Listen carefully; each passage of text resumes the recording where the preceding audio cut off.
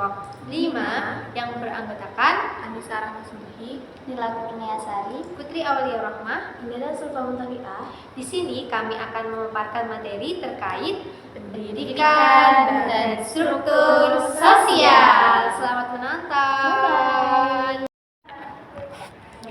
Ya, saya di sini akan memaparkan materi tentang definisi pendidikan secara luas dan secara sempit. Definisi pendidikan secara luas adalah seluruh pengetahuan belajar yang terjadi sepanjang hayat dalam semua tempat serta situasi yang memberikan pengaruh positif pada pertumbuhan makhluk hidup individu. Bahwa pendidikan berlangsung selama sepanjang hayat atau long life education. Definisi pendidikan dalam arti sempit adalah sebuah sekolah atau institusi. Sistem itu berlaku untuk orang yang berstatus sebagai murid, yaitu siswa di sekolah, atau peserta didik pada suatu universitas atau lembaga pendidikan formal. Selanjutnya yaitu struktur sosial. Struktur sosial itu merupakan bagian yang esensial dalam studi sosiologi hingga saat ini. Persebarannya sangat dipengaruhi oleh lokus para sosiolognya sebagai kajian esensial sosiologi. Struktur sosial dipahami pada arah teoretik dan praktis.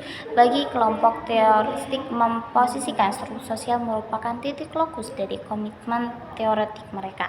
Sementara itu, sebagian praktisi memahami struktur sosial ini sebagai sebuah asumsi latar belakang yang keberadaannya itu sebagai akibat dari adanya proses penelitian mendalam secara teoritis dan empiris. Oke, lanjut yang kedua. Di sini saya akan menjelaskan terkait komponen dalam struktur sosial. Yang pertama ada status dan peranan. Jadi, setiap individu dalam masyarakat pastinya memiliki status sosialnya masing-masing atau memiliki status yang berbeda-beda, di mana status ini merupakan perwujudan atau pencerminan dari hak dan kewajiban individu dalam tingkah lakunya. Seperti itu. Yang kedua ada institusi atau lembaga sosial, di mana institusi sosial atau lembaga sosial ini adalah pranata sosial yang mengatur perilaku anggota dari masyarakat tersebut. Nah, lembaga sosial juga bisa disebut sebagai lembaga kemasyarakatan, seperti itu. Kemudian yang ketiga juga ada pelapisan sosial atau stratifikasi sosial, di mana pengelompokan masyarakat ke dalam kelas-kelas yang disusun secara bertingkat, seperti itu. Kemudian selanjutnya ada kelompok sosial. Jadi kelompok sosial di sini adalah suatu perkumpulan orang yang hidup bersama dan saling berinteraksi secara timbal balik serta saling mempengaruhi satu dengan yang lainnya, ya, seperti itu. Ya, yang terakhir itu ada dinamika sosial, di mana dinamika sosial ini adalah perubahan sosial yang terjadi akibat interaksi antara individu yang satu dengan kelompok suatu masyarakat yang lain, di mana dinamika sosial ini mencakup ada interaksi sosial, kemudian kelompok sosial, dan kelas sosial, seperti itu. Terkait status dan peranan di sekolah.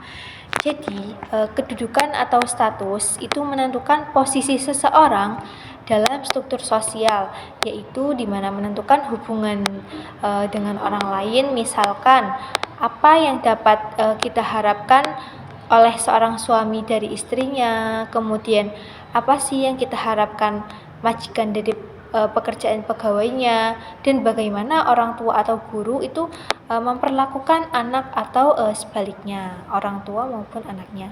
Jadi di sini kan saya akan menjelaskan status dan peranan di sekolah. Jadi yang akan saya jelaskan itu yang pertama ada kepala sekolah, di mana kepala sekolah ini memiliki peranan penting dalam sebuah sekolah, ya. Kemudian yang kedua ada guru. Yang ketiga ada pegawai administrasi dan pesuruh sekolah atau pembantu sekolah.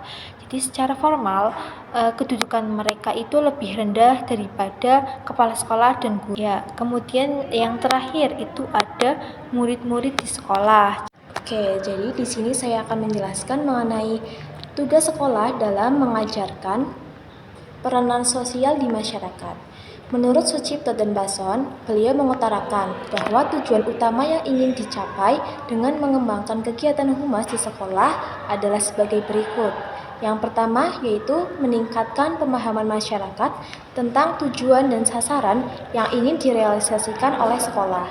Yang kedua, meningkatkan pemahaman sekolah tentang keadaan dan aspirasi masyarakat terhadap sekolah itu sendiri. Yang ketiga, dapat menggalang usaha orang tua dan guru dalam memenuhi kebutuhan peserta didik.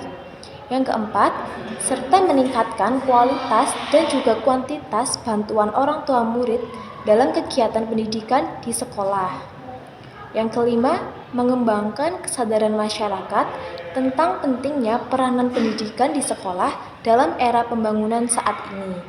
Yang keenam, membangun dan juga memelihara kepercayaan terhadap masyarakat.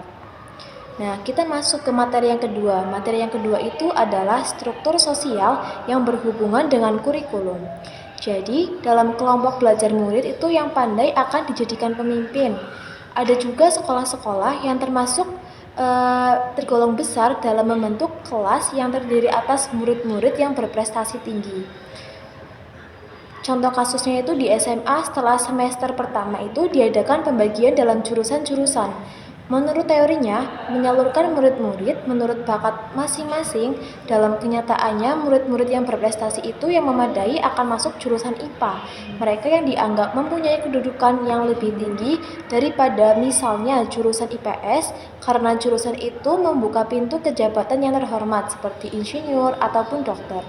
Maka murid-murid yang masuk IPS dapat dicap sebagai yang kurang pandai. Mereka juga akan merasakan hal tersebut itu sebagai pukulan terhadap harga diri mereka. Oke, di sini saya akan menjelaskan tentang ciri-ciri struktur sosial dan fungsinya. Yang pertama mengenai ciri-ciri struktur sosial yaitu bersifat abstrak, artinya struktur sosial tidak dapat dilihat dan diraba. Yang kedua bersifat dinamis, maksudnya adalah struktur sosial ini terdiri dari kelompok-kelompok masyarakat. Yang ketiga, meliputi kebudayaan yang ada di dalam masyarakat. Yang keempat, memiliki dimensi vertikal dan horizontal.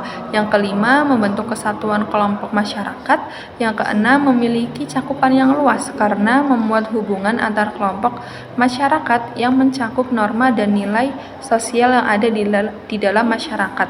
Dan yang terakhir yaitu merupakan bagian dari sistem pengaturan tata kelakuan dan pola hubungan masyarakat. Yang selanjutnya yaitu fungsi struktur sosial. Yang pertama sebagai kontrol sosial, yang kedua sebagai pengatur peran sosial, yang ketiga sebagai identitas bagi kelompok masyarakat, yang keempat menanamkan disiplin bagi kelompok masyarakat, yang kelima sebagai pembeda fungsi dan kelas suatu kelompok masyarakat, dan yang terakhir yaitu struktur sosial dapat dipengaruhi oleh mobilitas sosial, yaitu perpindahan individu atau kelompok dari satu posisi sosial ke posisi sosial yang lain. Terima kasih.